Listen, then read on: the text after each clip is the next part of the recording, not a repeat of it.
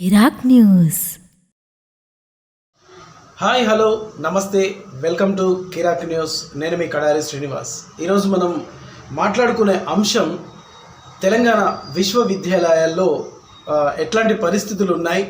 గత 9.5-10 సంవత్సరాలలో గత ప్రభుత్వం విశ్వవిద్యాలయాల మీద, ప్రాథమిక ఉన్నత విద్యా వ్యవస్థ మీద ఎన్ని డబ్బులు ఖర్చు చేసింది, అసలు రివ్యూ మీటింగ్ చేసిందా లేదా అనేది ఒకసారి ఒక 5 నిమిషాలు మనం మాట్లాడుకుందాం. నిజానికి మనం చూసుకుంటే విశ్వగురువు ఒకవైపు భారతదేశం మొత్తం ప్రధానమంత్రి మోడీ గారు విశ్వగురువు అని మాల్దీవులకు వెళ్తూ అక్కడ మాల్దీవుల ప్రాముఖ్యతను తెలుపుతూ గూగుల్లో ఎక్కువ మంది సెర్చ్ చేసినట్టుగా మనం చూస్తున్నాం. సంతోషం. కానీ మరి ఉన్నత విశ్వవిద్యాలయాల పరిస్థితి ఏంటి అనేది మనం ఒకసారి ఆలోచించాలి. నిజానికి మన విశ్వవిద్యాలయాలు ప్రపంచ స్థాయికి ఆ స్థాయిలో ఉన్నాయా అనేది మనం ఒకసారి ఆలోచన చేయాలి. ఇక ఉన్నత విద్య యూనివర్సిటీలను బలోపేతం చేయాల్సిన అవసరం ఇప్పుడు తెలంగాణ రాష్ట్రంలో ఎంతైనా ఉంది. 3వసారిగా ముఖ్యమంత్రిగా సీఎం రేవంత్ రెడ్డి వచ్చిన దగ్గర నుంచి ఎలాంటి పరిణామాలు అయ్యాయో మనం ఒకసారి తెలుసుకుందాం. నిజానికి తెలంగాణ రాష్ట్రం సాధించిన 9.5 సంవత్సరాలలో దాదాపు ఉన్నత విద్య యూనివర్సిటీ, ఉన్నత ప్రాథమిక స్థాయి మండల విద్యా వ్యవస్థ పూర్తిగా పతనమైపోయిందనే చెప్పాలి. ఎందుకంటే నిజం చెప్పాలంటే ప్రాథమిక విద్యా దశ నుంచి ఉన్నత విద్యాలయాల వరకు పూర్తిగా మనం ఒకసారి ఆలోచన చేస్తే పరిస్థితి మహా దయనీయంగా మారిపోయింది. ఎందుకంటే ప్రాథమిక విద్యా దశ నుంచి ఉన్నత పాఠశాలలో కానీ ఉన్నత విశ్వవిద్యాలయాల్లో కానీ మొత్తానికి చూస్తే పరిస్థితి బహు దయనీయంగా మారిపోయింది. అధ్యక్షుడిగా ఉన్నప్పుడే రేవంత్ రెడ్డి సెప్టెంబరు 15-13 తారీఖులలో 13-15 తారీఖులలో కాకతీయ యూనివర్సిటీని సందర్శించి ఆ యూనివర్సిటీలో ఉన్న అవకతవకల్ని పూర్తిగా పసిగట్టాడు పిసిసి అధ్యక్షునిగా ఉన్నప్పుడే.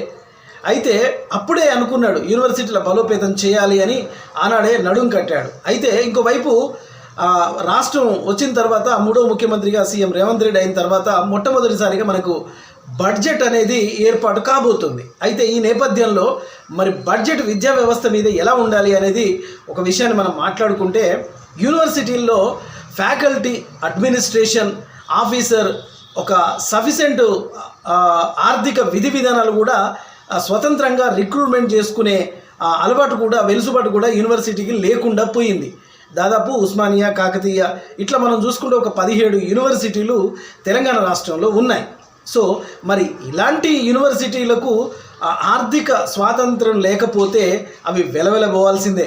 అయితే అంతేకాదు, ఉస్మానియా యూనివర్సిటీ కింద దాదాపు 600-700 కాలేజీలు ఉన్నాయి. కాబట్టి దాంట్లో టీచింగ్ చెప్పే టీచర్స్ సరిగా లేదు, రీసెర్చ్ చేసే టీచర్స్ కూడా సరిగ్గా లేకపోవడం కాలేజీలకు ఇదొక మైనస్గా వెళ్ళిపోయి పూర్తిగా 10 సంవత్సరాలలో యూనివర్సిటీ వ్యవస్థ పూర్తిగా అస్తవ్యస్తం అయిపోయి చిన్న భిన్నం అయిపోయిందని చెప్పాలి.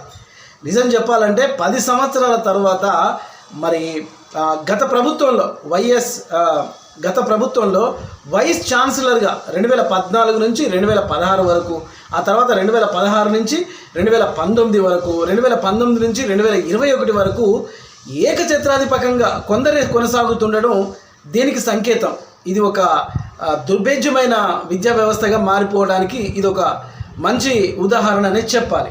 నిజానికి తెలంగాణ రాష్ట్రంలో ఉన్న 17 యూనివర్సిటీల పరిస్థితి ఏందని మనం ఒకసారి ఆలోచన చేస్తే, ఉస్మానియా యూనివర్సిటీ, కాకతీయ యూనివర్సిటీ ఇలా 17 యూనివర్సిటీల్లో 1/2% పొజిషను వెయిటింగ్లో ఉంది.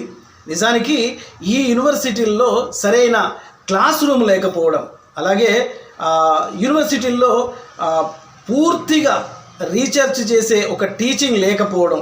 ఒక మాటలో చెప్పాలంటే టీచింగ్ అనేది ఒక లెక్చరర్ ఉంటే, ఒక ప్రొఫెసర్ ఉంటే ఒక సబ్జెక్ట్ చెప్పే అతను మిగతా 3 సబ్జెక్టులు చెప్పడానికి కూడా తానే ఉండడం వల్ల విద్యార్థులు పూర్తిగా నిరుత్సాహపడిపోతున్నారు. విద్యా వ్యవస్థ ఇక్కడనే గాడి తప్పుతోంది అని చెప్పాలి. ఇక వీటన్నింటినీ మనం అధిగమించాలి అనంటే ఖచ్చితంగా ఎక్స్పర్ట్ కమిటీని ఒకటి వేసి ప్రతి యూనివర్సిటీ ఫ్యాకల్టీని పొజిషన్ని తెలుసుకొని ఆ కమిటీ అనేది ఎట్లా వేయాలనేది మనం తెలుసుకోవాలి. నిజానికి గతంలో ఇలాంటి ఎక్స్పర్ట్ కమిటీ గత 9.5 ఏళ్లలో టీఆర్ఎస్ ప్రభుత్వం అదే బీఆర్ఎస్ ప్రభుత్వం వేయలేదు. అయితే ఇలాంటి ఎక్స్పర్ట్ కమిటీని గత ప్రభుత్వం అసలు పట్టించుకోలేకపోవడంతోనే సమస్యలు అనేవి పూర్తిగా ఎక్కువైపోయాయి.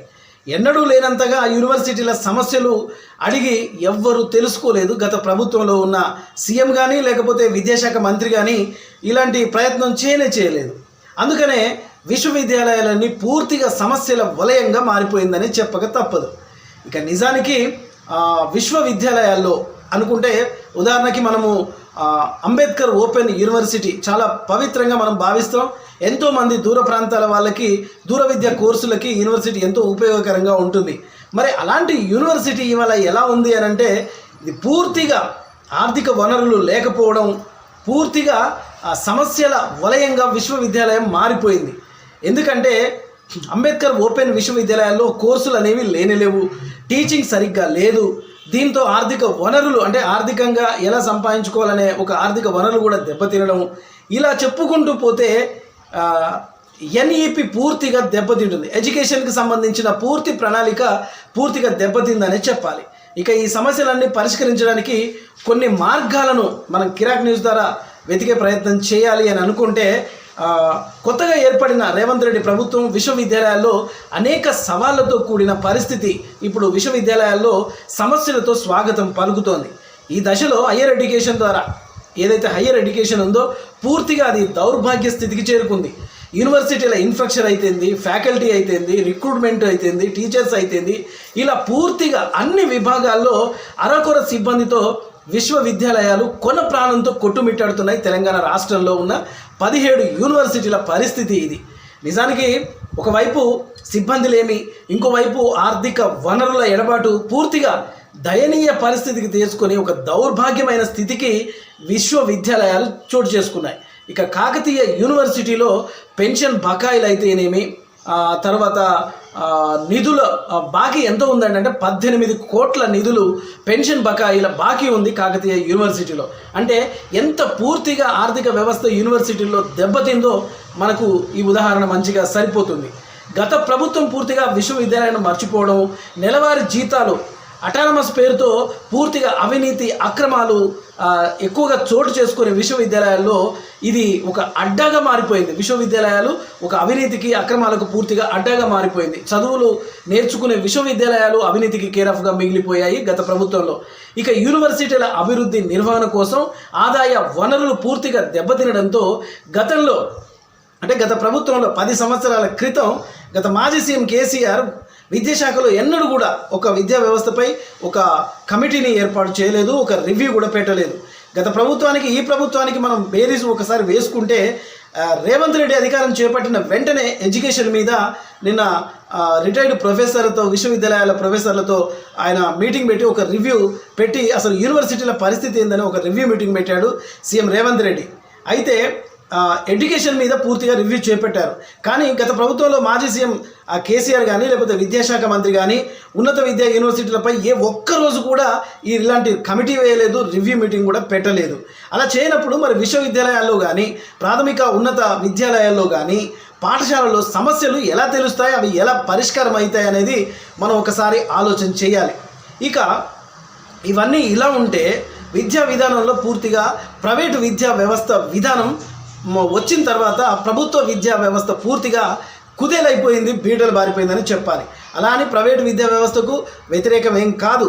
కానీ ప్రభుత్వ విద్యా వ్యవస్థ విధానాన్ని కాపాడుకోవాల్సిన బాధ్యత మీది, మనది, మనందరిది, మన ప్రభుత్వానిది.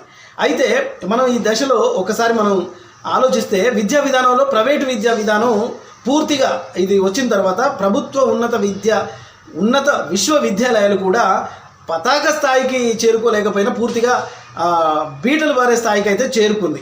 అయితే అలా ప్రైవేటు విద్యా వ్యవస్థకు పెద్దపీట వేశారు ప్రజలు. ఎందుకంటే ప్రభుత్వ యూనివర్సిటీలో చదువుకుంటే ఏమొస్తుంది, ప్రైవేట్లో డబ్బులు ఖర్చు పెట్టి డబ్బులున్న వాళ్ళు వెళ్ళిపోతే బాగానే ఉంటుంది. కానీ ఎస్సీ, ఎస్టీ, బీసీ, మైనారిటీ విద్యార్థులు, ఆర్థికంగా కుదేలైపోయిన విద్యార్థులు, ఆయా కుటుంబాల్లో ఆర్థిక స్వావలంబన లేకపోయినటువంటి ఆర్థిక భారం పెరిగిపోయిన కుటుంబాల్లో విద్యార్థులు ఉన్నత స్థాయికి చదువుకోవాలంటే గవర్నమెంట్ విశ్వవిద్యాలయాల్లో అరకొర నిధులతో ఉన్నప్పుడు, ఫ్యాకల్టీ తక్కువగా ఉన్నప్పుడు ఎలా చదువుకుంటారు, వాళ్ళకు ఆర్థిక వనరులు ఎలా సౌకర్యాలు ఉంటాయి అనేది ఇక్కడ మనం ఒకసారి ఆలోచన చేయాలి. అదే ఉమ్మడి ఆంధ్రప్రదేశ్లో అంటే 1970-80వ దశకంలో ఉమ్మడి ఆంధ్రప్రదేశ్లో విశ్వవిద్యాలయాలకు మంచి ప్రోద్బలం ఇచ్చిందని చెప్పాలి. ఎందుకంటే ఆ సమయంలో మంచి మంచి సైంటిస్టులు, ఇంజనీర్లు, గ్రామీణ ప్రాంతంలో నుంచి వచ్చిన వాళ్ళు, ఎస్సీ ఎస్టీ బీసీ కులాల నుంచి వచ్చిన వాళ్ళే ఉస్మానియా యూనివర్సిటీలో కానీ, కాకతీయ యూనివర్సిటీలో కానీ, ఇంకా మిగతా 17 యూనివర్సిటీలలో కానీ మంచిగా చదువుకొని నేడు ఒక ప్రొఫెసర్స్గా వెలుగొందిన వాళ్ళు కూడా ఉన్నారు. కానీ రాష్ట్ర విభజన జరిగిన తరువాత తెలంగాణ రాష్ట్రంలో 10 సంవత్సరాల్లో ఒక్కసారి కూడా విద్యా వ్యవస్థను పట్టించుకోకపోవడం, కనీసం ఒక రివ్యూ మీటింగ్ కూడా పెట్టకపోవడం, ఇది కేసీఆర్ విద్యా వ్యవస్థ నాశనం చేసింది అనడానికి ఇది ఒక మంచి ఉదాహరణ. ఇక రాష్ట్రం సాధించుకున్న 15 సంవత్సరాలు నడుస్తుంది కాబట్టి 10 సంవత్సరాలలో ప్రభుత్వం 2 సార్లు అధికారం చేపట్టిన విద్యా వ్యవస్థ పూర్తిగా పతనమైపోయింది. గ్రామీణ ప్రాంతం నుండి వస్తున్న నిరుపేద ఎస్సీ ఎస్టీ బీసీ మైనారిటీ విద్యార్థులు ఆర్థిక స్తోమత లేక, ప్రభుత్వ విశ్వవిద్యాలయాల్లో ఆర్థిక వనరులు సరిగ్గా లేక, విద్యార్థులకు సరైన బోధన అందక పూర్తిగా విద్యా వ్యవస్థ, విశ్వవిద్యాలయాల్లో ఉన్నత విద్యా వ్యవస్థ పూర్తిగా పతనమైపోయిందని చెప్పాలి. ఒక మాటలో చెప్పాలంటే అసలు ప్రభుత్వ విద్యా వ్యవస్థ ప్రైవేటు వ్యవస్థతో పోటీ పడేంతగా లేకపోగా పూర్తిగా కుదేలైపోయిందనే మనం ఇలా చెప్పుకుంటానికి మనం అందరం ఒకసారి ఆలోచన చేసుకోవాలి. ముఖ్యంగా ఉన్నత విశ్వవిద్యాలయాల్లో అకాడమిక్ తీరు వనరులు లేకుండా పోయాయి. అటానమస్లో పూర్తిగా అవినీతి పెరిగిపోయింది. గ్రామీణ నిరుపేద విద్యార్థులకు ఆర్థిక భారం ఎక్కువైపోయింది. విద్యా విధానం పతనమైపోవడానికి ఇది ఒక మంచి ఉదాహరణ. గ్రామీణ విద్యార్థులు ఉత్సాహం ఎందుకు చూపిస్తారు? ఉన్నత విశ్వవిద్యాలయాల్లో సరిగ్గా ఆర్థిక వనరులు లేకపోతే వాళ్ళు ఉత్సాహం చూపించరు, చదువుకోవడానికి కూడా వాళ్ళకి మనసు రాదు. అందుకనే విద్యా విధానం ఎలా ఉందో దీని ద్వారా మనకు అర్థమవుతుంది. నిజంగా చెప్పాలంటే, ఒక మాటలో చెప్పాలంటే, ఒకే అసిస్టెంట్ రిజిస్టరు అత్యంత 4 కీలకమైన పదవులు అనుభవిస్తున్నాడంటే మన విద్యా విధానానికి ఇది ఒక బీటలు వారుతుంది అనేదానికి ఒక తార్కాణం. కాకతీయ యూనివర్సిటీలో పిహెచ్డి ఇంతవరకు అడ్మిషన్లు అవకతవకలుగానే కొనసాగుతున్నాయి. అదే తెలంగాణలో ఉన్న అన్ని విశ్వవిద్యాలయాల్లో కూడా ఆయా కోర్సుల్లో సరైన ఫ్యాకల్టీ లేకపోవడం విద్యా వ్యవస్థ పూర్తిగా పతనానికి దారితీస్తుందని చెప్పాలి. నిజానికి ఒక విద్యా వ్యవస్థను పటిష్టం చేయాలంటే దీనికి బలమైన పునాది సీఎం రేవంత్ రెడ్డి వేయాల్సిన అవసరం ఎంతైనా ఉంది. ఉన్నత విద్యా విధానం, గ్రామీణ ఉన్నత విద్యా విధానం, విశ్వవిద్యాలయాల మెయింటెనెన్స్కు సరైన బడ్జెట్లో ఆర్థిక వనరులను ఏర్పాటు చేయాలి. రాష్ట్ర బడ్జెట్లో ఆనందదాయకమైన బడ్జెట్ను ఉన్నత విద్యా విధానానికి కేటాయించాలి. లేకపోతే గత 10 సంవత్సరాల్లో పూర్తిగా ఉపాధి అవకాశాలు, ఉన్నత విద్యా వ్యవస్థ సరిగా లేక, ఉపాధి అవకాశాలు లేక పూర్తిగా విద్యార్థుల్లో నిరుత్సాహం వెళ్ళిపోయి ఎంతోమంది విద్యార్థులు కూడా ఆత్మహత్య చేసుకున్న దాఖలాలు కూడా మనం చూస్తున్నాం. నిజానికి విద్యా వ్యవస్థ, ఉన్నత విద్యా వ్యవస్థ పూర్తిగా దౌర్భాగ్య స్థితికి చేరిపోవడం గత ప్రభుత్వం చేసిన, గత పాలకుల 10 సంవత్సరాలు పరిపాలన చేసిన పాలకుల దౌర్భాగ్య స్థితికి ఇది. కానీ ఇప్పుడు ఈ బడ్జెట్లో ఇప్పటికైనా రాష్ట్ర ప్రభుత్వం, సీఎం రేవంత్ రెడ్డిగా ఉన్న రాష్ట్ర ప్రభుత్వం ఇప్పుడు ఈసారి ప్రవేశపెట్టే బడ్జెట్లో విద్యా వ్యవస్థకు, ఉన్నత విద్యా వ్యవస్థకు, గ్రామీణ విద్యా వ్యవస్థకు ఖచ్చితంగా ఒక మంచి బడ్జెట్ను పెట్టి విద్యా వ్యవస్థను బలోపేతం చేసుకోవాల్సిన అవసరం ఎంతైనా ఉంది. ఎందుకంటే విద్య లేనిదే ఏ దేశం బాగుపడదు. ముఖ్యంగా మన రాష్ట్రం తెలంగాణలో నిరుపేద విద్యార్థులు ఉంటారు కాబట్టి గ్రామీణ స్థాయి నుండి ఉన్నత విద్యా స్థాయి వరకు చేరాలి అని అంటే ఖచ్చితంగా విశ్వవిద్యాలయాల్లో పూర్తిగా ఆర్థిక వనరులు, ఆర్థిక బడ్జెట్ను కూడా ఏర్పాటు చేసి ప్రతిసారి గవర్నమెంటు ఉన్నత విద్యా వ్యవస్థ మండలి ఒక రివ్యూ ఏర్పాటు చేసి విశ్వవిద్యాలయాల్లో 17 విశ్వవిద్యాలయాల్లో ఏం కొరత ఉంది, టీచర్స్ కొరత ఉందా, లేకపోతే రీసెర్చ్ కొరతగా ఉందా, ఆర్థిక వనరులు ఏ విధంగా ఉన్నాయనేది ఒకసారి చూడాలి. ఇప్పటికైనా సరే ఈ రాష్ట్ర ప్రభుత్వం ఖచ్చితంగా విశ్వవిద్యాలయాలపై దృష్టి కేంద్రీకరించి, ఇప్పటికే సీఎం రేవంత్ రెడ్డి ఒక కమిటీ వేశారు, చాలా సంతోషం. ఇప్పుడు ఈ బడ్జెట్లో కూడా విశ్వవిద్యాలయాల మీద ఖచ్చితంగా బడ్జెట్ని ఏర్పాటు చేసి ఉన్నత విద్యా వ్యవస్థ విధానాన్ని బాగుపరచాలి, బతికించుకోవాలి. ఇది ఇవాల్టి కిరాక్ న్యూస్లో కడారి శ్రీనివాస్ విశ్లేషణ. నచ్చితే లైక్ చేయండి, షేర్ చేయండి, తప్పకుండా మీ కామెంట్ని తెలియజేయండి. Thank you very much. నమస్తే.